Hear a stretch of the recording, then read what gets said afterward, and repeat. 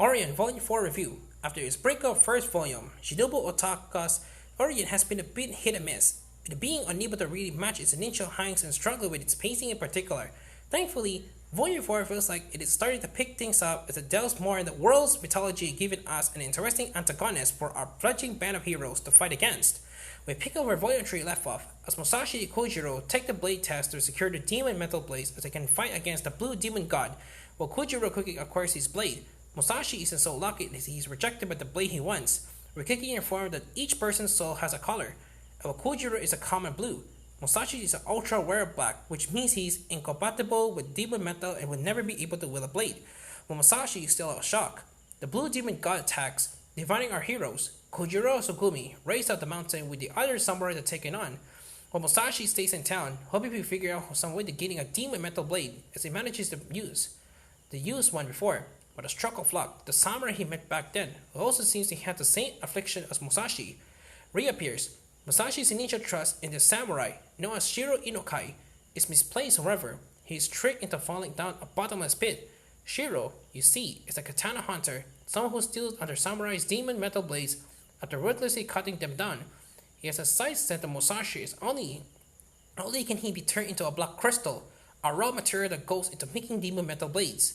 Thanks to his black soul, he also harbors of being called the Obsidian Goddess, which Shiro and his assistant Nanako Inusoka, which were very much like to get their hands on. This volume is a kick that the series end needed, as to bring us back into the thick of the action that has really been missing the past couple of volumes, which is also doubling down on the world building that Otaka does so well, and it delves more into the world's mythology. It's definitely the leader that got me hooked into this volume, as everything that is going in Musashi here is fascinating and present us with a lot of mysteries to solve. You not only got the mysterious black crystals that grow out of him, but the obsidian goddess that's sleeping inside of him as well. It does a good job at making you think of the important question like who is she and how did she end up inside Musashi?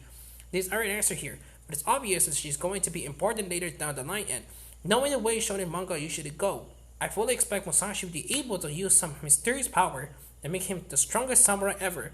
So while he's currently in the bad place, this certainly isn't the end of his adventure. We also get Musashi's full backstory, which is missing until now, which helps us understanding his character and where he fits in and the rest of the band. It's certainly odd that this time wasn't really touched on before, as you know basically everything there is to know about Kojiro Sugumi. And it does fit in nicely here as it tries to explain why Musashi has a black soul.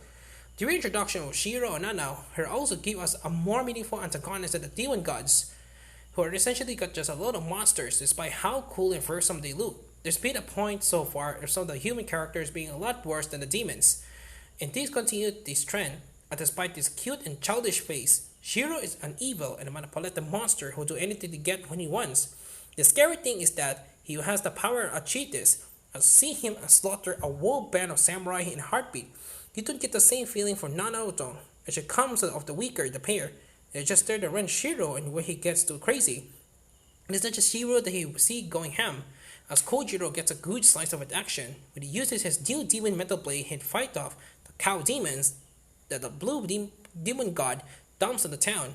What I really like about the demon metal blades is that they aren't just physical weapons but exhibit mystical powers. They allow them to use in a lot of different ways. For example, Kojiro's blade sends out multiple deadly beams that can shoot strong enemies. There's plenty of skill to be created with the blade attacks, which offer a lot of up to the action scenes and make them much more demanding compared to just slicing something with a sword. The downside is that the artwork can get very busy with all this is kicking off, which makes things a little confusing to follow. Like my eyes didn't really know where to look. That said, it's still solidly drawn, and I got a lot out of the team being designed like some kind of mutant cows. Orient continues to be published with Kodansha in its digital first format, which is print releases slowly catching up with the digital release. Translation duties for this volume have been handled by both Nate Dare and Kevin Gifford and is read perfectly with no issues to speak of. Overall, Volume 4 of Orient is a marked improvement over the last couple of volumes, and it picks up on the action, gives us their training antagonist, and delves further into the world's mythology. It's still not quite on the level of the opening volume, but it is definitely a step in the right direction, and I'm looking forward to see what it makes to take some of the new elements introduced here. 7/10.